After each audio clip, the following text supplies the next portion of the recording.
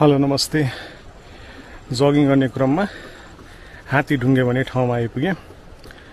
यहाँ चाहिँ एकछिन बिसाउँ भनेर शीतलमा अलिकति मेरो स्टिक चाहिँ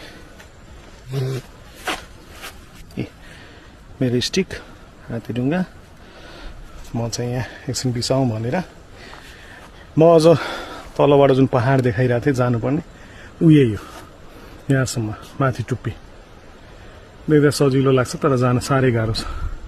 म जस्तो मान्छेलाई त 2-3 घण्टै लाग्छ जान।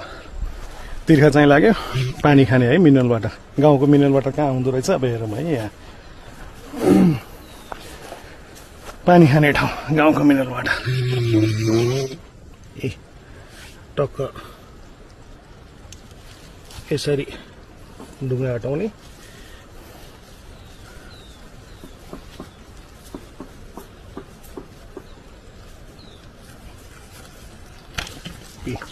पानी यही हो। तिर्खा लाए पनि गाउँघरमा पानी खाने।